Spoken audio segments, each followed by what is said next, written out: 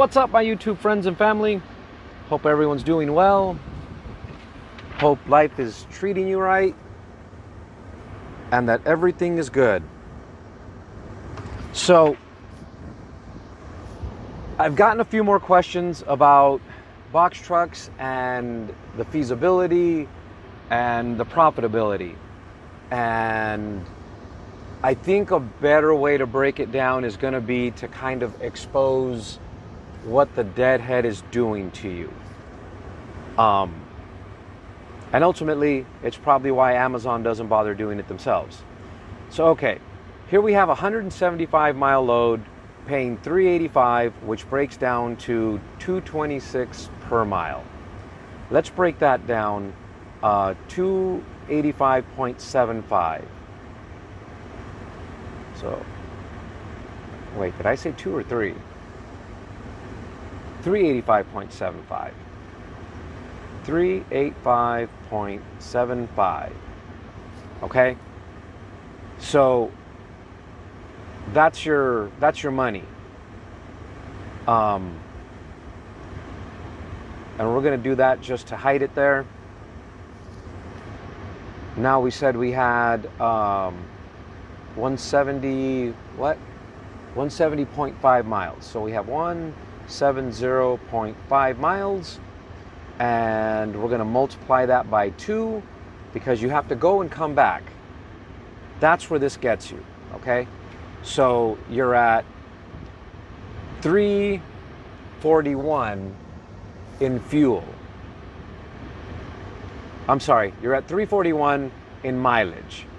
Now, we're going to divide this by, let's say 7.5, because that's about what you're going to get in fuel mileage in these box trucks. Believe it or not, that's what I can get in my semi truck, rolling about 70,000 pounds gross. I'll be probably right at 7. On a lightweight load like an Amazon load, I'm just under 8, maybe even right at 8. And yes, I know you find it hard to believe, but the bigger truck with the bigger engine gets that good a mileage. The scenario is on box trucks, they put such a gear reduction in them so they make enough power to move it down the road with a small horsepower engine. So, okay, that's how many gallons of fuel you're going to burn on that trip. Now, fuel's been going up, and I just did some trips, and I was out in Jersey, Pennsylvania, Kentucky. I dropped down through, what was it? Not Missouri, Arkansas, down to South Texas. And so on the high side, we were looking at 340. On the low side, it was like 248. So let's split that and say we're going to multiply this cost by 3.05. So you're at 138 in cost. Okay? Now let's look at, you need to set aside a fuel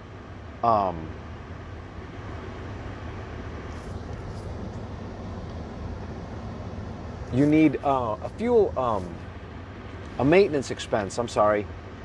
And so on a typical scenario, you would say set aside 10%.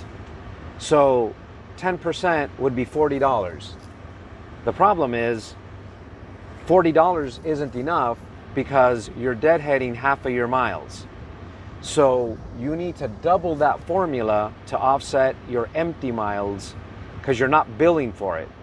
Normal trucking companies set aside between 10 and 15%. You're going to need to do 20. Okay? So instead of the let's say $38, you probably need $70 to cover this. So we're going to do this cost plus, oops, 70. So now you're at 208 in expense, and you don't have insurance yet. Now, I don't know if you guys have looked into insurance. Have you considered insurance? Have you called and gotten a quote? Have you talked to somebody? If you're a brand new authority, it's going to be through the roof, okay? Let's just say it's going to cost you $12,000 a year. So you divide that by 12. Oops, divide, not multiply. And then we divide it by 12 again. And I knew that's what the math was going to be, but I just want you to be able to see it and rewind the YouTube if that's what you want to do. Now you divide that by, let's say, 20 working days in a month. So there's another 50 bucks. Okay? So we go back to, where was our number? 208. Let's take that 208 and let's add 50 bucks to it. So now you're at 258 is so far what this truck is going to cost you to operate. You haven't paid a driver yet. Okay? And so it pays $385.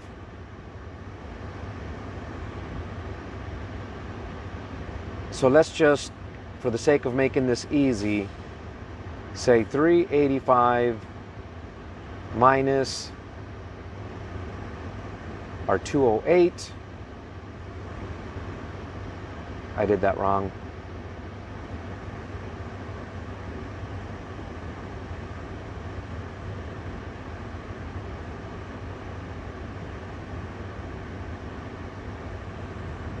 How did that come out so wrong?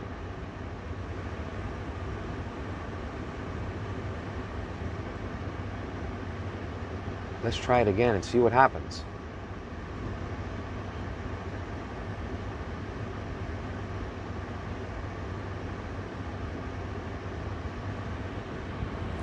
So that's what your net is, okay? And again, you haven't paid a driver yet. And you're not putting money away for taxes because you're going to get taxed. So is this ordeal worth $180? Now let's go back, look at this, and it's only a 5-hour load. So okay, you know, it doesn't kill a 24-hour day. And so the reason I say these loads aren't worth it, you take 5 hours out of your day, your ELD has an 11-hour window that you can drive. In theory, you could take another load. And the reason I say these are not worth it is most of the time where they deliver, you can't get another load. And so if you guys have been looking on load boards and you're comfortable you can find other loads, give that a shot. But you have $180 to work with. Are you going to drive the truck yourself? Or are you going to pay a driver and make this like an investment thing? Some people would try and say this is passive income. This is not passive income. You have to work this and continue to invest money. I guarantee you, the first time you have a blowout on the highway and you have to pay TA Truck Centers or Loves to come out and replace that 11R 22.5, and they tell you it's $600, including the roadside service, how many days are you going to pay? How many days are you going to work just to pay that tire back? And what does that leave to pay payroll? If you hire a driver, you know, what are you going to pay the driver? This doesn't include, you know, you need to register the truck. It doesn't include, you know, all the other stuff that goes with it. You're going to need an ELD service. You're going to have to pay for that. And so with that kind of net, let's just say times 5,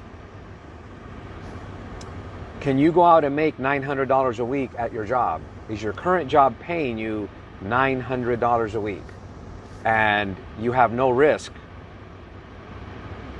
With this truck, if it wrecks, and it has a bad wreck, you're going to be fighting some litigation if it's real serious. Let's not forget, you know, you're going to have the authorities inspecting your vehicle. And if they find one thing wrong, that's the wrong thing, they put it out of service, and you got to pay someone through the nose to go fix it on site. At the same time, now you're late with your Amazon delivery, and it's going to hurt your performance score. And so this is just a simple breakdown without me actually knowing the numbers. And honestly, I believe if you call an insurance company and tell them you're a brand new authority, you're going to start hauling, you're going to be hard pressed to find insurance for less than $12,000. If you guys are serious about jumping into this, and you know, you think that my pointing out of these numbers isn't correct, try and get yourself an insurance quote. And if I'm wrong and your insurance is going to be $500 a month, then hey, maybe it's a little bit more feasible than I thought. But then when you're in sticker shock how much insurance is going to be, add that to the math I just threw together. My math probably isn't all that accurate, but it paints a picture. Check it out and see what you think.